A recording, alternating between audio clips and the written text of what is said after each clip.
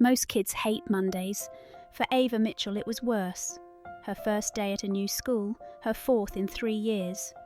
Crestwood High felt cold the moment she stepped in, not because of the weather, because she already knew what was coming. She kept her head down, books clutched close, hoodie sleeves tugged past her wrists. The goal was always the same: blend in, go unnoticed, and survive the year without drama. But high school has a way of sniffing out the ones who try to disappear. At lunch, Ava sat alone near the back wall of the cafeteria, biting into a ham sandwich that tasted like paper. She was halfway through when a tall boy with a Letterman jacket and too much ego dropped into the seat across from her. "Hey, new girl," he said, loud enough for heads to turn. "This is my table." Ava didn't answer. She knew the type. Loud, insecure, used to people backing down. "I'm Chase. That's Ryan and Drew." His 2 shadows flanked him, snickering. "I'm Ava," she said simply, her voice steady. "Where you from?" Chase leaned forward, eyes sharp. "Detroit." "Oh," Ryan grinned. "We got ourselves a big city princess." Chase tilted his head. "You think you're better than us?" "No," Ava replied. "I don't think that at all." He scoffed. "Yeah, you do. You walk around like you're some mystery." "I don't like mysteries, not in my school." Ava went back to her sandwich. Chase didn't like that either. She could have laughed, or snapped, or walked out, but she didn't. She'd promised her mum. No fights, no attention, no slipping back into the girl she was before, the one who used her fists more than her words. Ava wasn't just another girl from Detroit. She was the undefeated under-18 boxing champ in her district. She'd trained with people twice her size, taken hits that would knock grown men down. But none of that mattered now. Not here, not yet. Tuesday came with grey skies and a biting wind. Ava pulled up her hood and walked to school alone. She didn't mind the silence, she was used to it, comfortable in it even. But silence didn't mean peace. In the second period, someone had drawn a moustache on her ID photo taped to her locker. By lunch, someone had found her Instagram. Old photos, old comments, dug up and printed, posted around the hallway like some kind of joke. One even said, "Too tough for Detroit, too weird for here." She didn't flinch, she just took them down one by one, not saying a word. That only made them push harder. By gym class, the whispers had turned into chants. "Fight club! Fight club!" Someone had heard she used to box. Now, it was spreading like gasoline on pavement. The boys laughed, the girls looked curious, and Ava just felt tired. Coach Dempsey handed out the dodgeballs. "No headshots, people, keep it clean." Ava stood at the back, hoping to blend in again. But Chase saw her, so did his 2 shadows, and this time, they weren't just laughing. Chase picked up a red ball, bounced it once. He aimed. He didn't miss. It hit her hard, square in the shoulder, knocking her off balance. The gym echoed with laughter. Coach didn't see it. Or maybe he didn't want to. Ava stood still. She could feel it, the heat rising to her cheeks, her fists tightening. Old instincts woke up like fire in her blood, but she swallowed them down. She turned her back, walked to the wall, sat on the floor, and that bothered them more than any punch ever could. "You too good to play now?" Chase called out. She didn't answer. He grabbed another ball. "You know what they say, right? People like you, girls who fight, they're just scared little kids in grown-up clothes." And that was when she looked at him, just looked. No anger, no fear, only truth. Because deep down she wasn't scared of Chase. She was scared of herself. That night, Ava couldn't sleep. The ceiling in her bedroom cracked with age, whispering every sound the wind carried. Her mum had gone to her night shift at the hospital, leaving a post-it note on the fridge. "Left dinner in the microwave. Call me if you need to talk. I'm proud of you for trying." Trying. That word hit harder than the dodgeball ever did. She hadn't told her mum about Chase, or the posters, or the whispers in the locker room. She didn't want to worry her. Not after everything they'd been through, not after the last time. So she did what she always did. She pulled out the old red jump rope from her duffel bag, the one from her training days, the one her coach used to call her heartbeat. She skipped for 60 seconds, then again. 100 jumps, 200, until her legs burned and her breath came sharp. Not because she wanted to fight, but because she needed to feel like herself again. When she finally dropped the rope, she looked in the mirror, sweat on her brow, shoulders tight, and whispered, "You promised." She was talking to the version of herself from a year ago, the one who'd stood in front of the principal's office in her last school, fists bloodied, face calm. The one who'd walked out, suspended, expelled, but not sorry. She'd promised never to go back to that girl, but now that girl was stirring. The next morning at Crestwood, something changed. Not with Chase, or Ryan, or the girls who giggled when she passed by. They were the same. But the janitor, Mr. Brooks, paused as he mopped the main hallway. An old man with silver eyebrows and a limp. He gave Ava a long look, then without a word, he handed her a folded note. She opened it.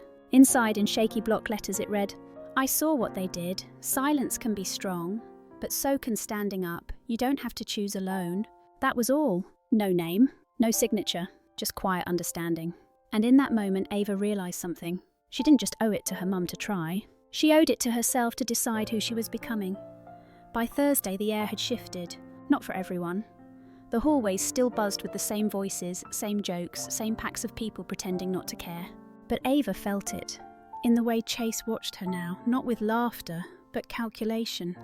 Like someone who had thrown a stone into a lake and wasn't sure what would ripple back. She didn't react when someone accidentally bumped into her in the cafeteria line. She just sidestepped, calm, didn't even drop her tray. But inside, something had started to rebuild. Not armour, not walls. Focus. At lunch, instead of hiding in the corner, she walked outside. Sat alone under the metal bleachers behind the gym, where the sun warmed the concrete just enough to feel human, she opened her notebook, not for homework, but for strategy. 3 columns. What I know, what I feel, what I will do. Simple, private, but it made her hands stop shaking. In the first column, she wrote, "I am not the girl they think I am. They want a fight. I don't owe them one." In the second, "I feel angry. I feel tired. I feel like I'm waking up." And in the third, "I will not lash out. I will not disappear. I will find one person worth trusting." That last line stayed on the page for a long time, until someone's shadow crept across it. Ava looked up. It was Mia, a girl from her English class. Small, curly hair, glasses, always raising her hand, always sitting in the front row. "Hey," Mia said softly, holding 2 juice boxes. "I figured you might want apple, or maybe not, I don't know." Ava blinked. "Thanks." Mia sat beside her, not saying much, just sipping her juice like they'd done this a dozen times. Ava didn't know what this meant, maybe nothing. But maybe it was the start of that third column. One person worth trusting. Friday morning came wrapped in fog. The bus windows were clouded, the streets damp. Ava leaned her head against the cold glass, hoodie up, earbuds in, but no music playing. Just white noise, just the rhythm of her own thoughts. She had spent all night staring at the ceiling again, thinking about Mia, about the juice box, about what it meant when someone sat beside you quietly, without expecting anything. By third period, the storm hit again. She walked into history class, and there it was, taped to her desk, a photo of her from the gym. A moment frozen mid-step, head turned, eyes unreadable. Someone had scribbled in thick black marker, "Runs from dodgeball, but she's a fighter." Laughter broke out before she could even sit down. The teacher tried to quiet the room, but the damage was done. Ava stood there, fingers curled around her backpack strap, jaw tight. This time she didn't walk away. She walked forward. Calmly, she peeled the photo off the desk, folded it twice, and placed it in the trash can beside the whiteboard. Then she turned to face the class. Her voice didn't rise, it didn't tremble. "I don't care if you think I'm weak, or if you think I'm dangerous, or fake. I didn't come here to prove anything to you." Silence. Mia stared at her from the front row, wide-eyed. Even Chase looked stunned. Ava sat down, opened her notebook. The teacher picked up his lesson like nothing had happened. But something had, and it kept happening.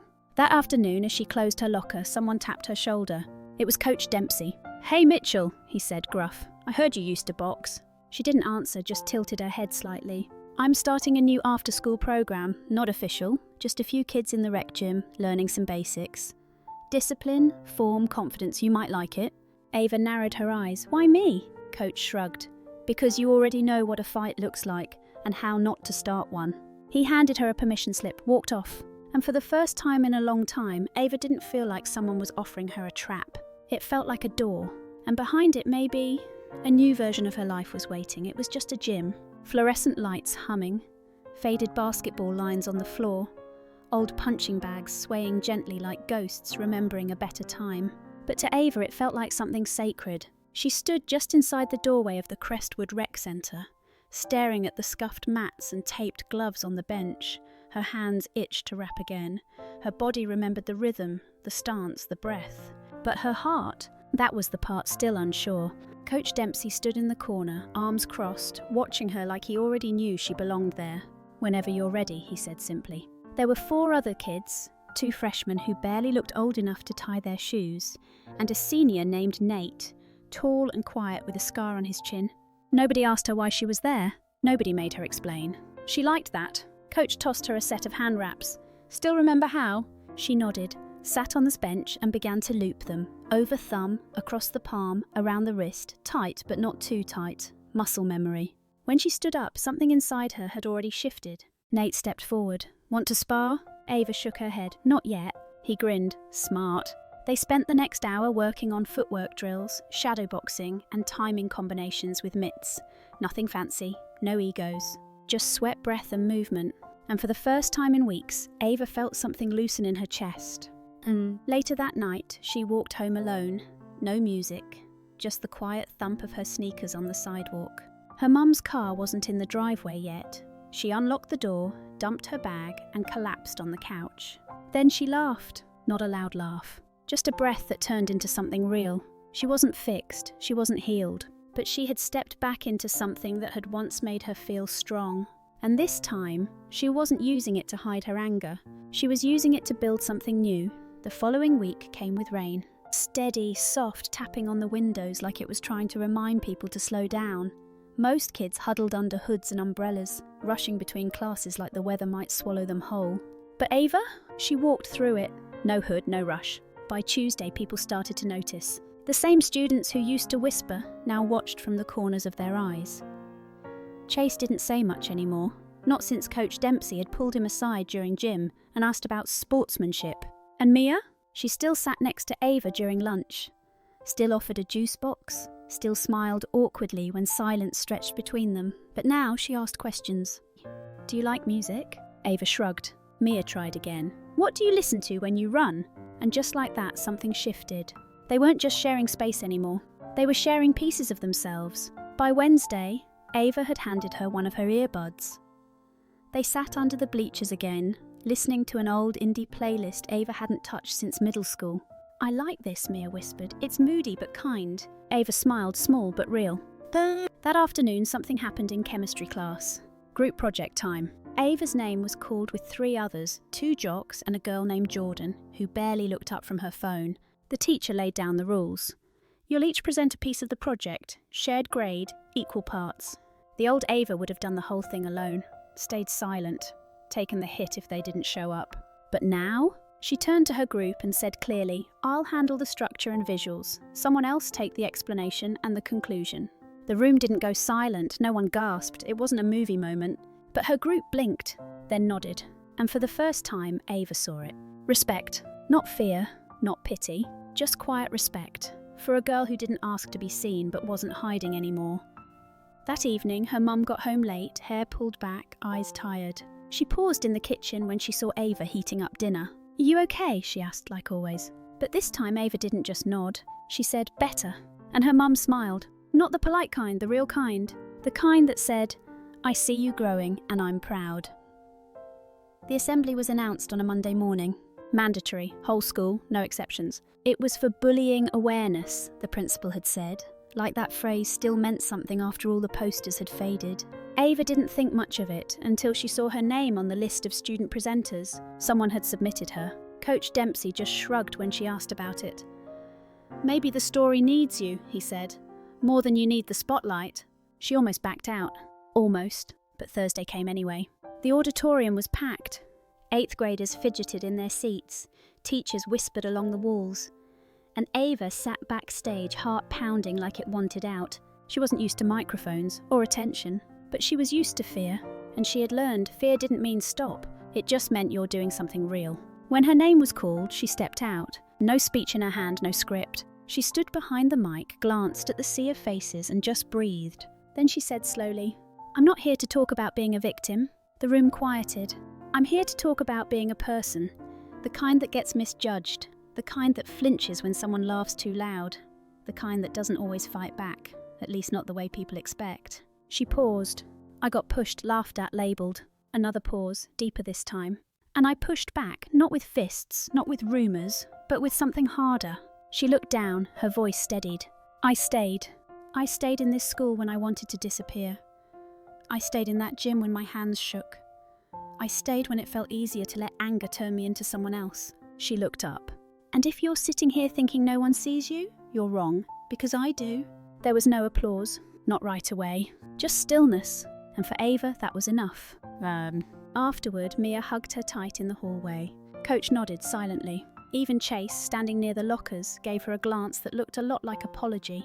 She didn't need his words. Some silences finally made sense. Something shifted after that assembly. Not overnight, not in dramatic sweeping waves, but in the way hallways felt different, in the way eyes met hers and didn't look away. People started saying hi. Not out of pity, out of recognition. By Friday, Ava was back in the gym, wrapping her hands focused on her breathing. Nate threw her a pair of pads and grinned. Still too scared to spar, he teased. She smirked. Still too slow to catch me? He laughed, but there was respect behind it. Coach Dempsey watched from the doorway, arms crossed. He didn't say much. He never had to. Later that afternoon in the library, something unexpected happened. A younger girl, maybe a freshman, sat down at Ava's table. Nervous, fidgety, eyes darting around like she didn't want to be seen. Ava raised an eyebrow. The girl whispered, "I liked your speech." Ava gave a small nod. "Thanks." The girl hesitated, then pulled a folded piece of paper from her backpack. "They wrote this about me," she said, voice shaking, "on a bathroom stall." Ava unfolded the note, read the words. Cruel, personal, mean in the way only kids know how to be. She didn't say ignore it, she didn't say they're just jealous. She looked at the girl and said, "That's not who you are." Then she handed the note back. "Want to come by the gym sometime? Coach runs a few extra drills for people who need to burn through the noise." The girl blinked and nodded. That evening, Ava walked home under a sky the colour of lavender and smoke. One of those late autumn dusks where the light disappears too fast, but still leaves something golden behind. Her mum was waiting on the porch sipping tea. "Everything okay?" she asked. Ava didn't answer right away. She sat beside her, took a deep breath.